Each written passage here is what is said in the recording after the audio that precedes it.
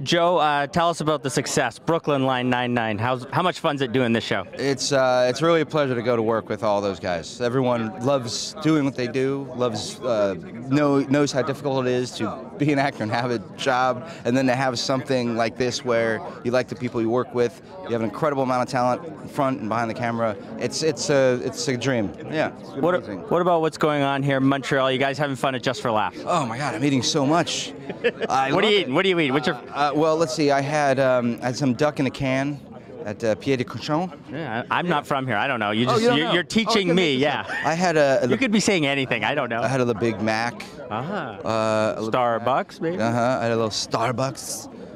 I had some Burger King. Awesome stuff.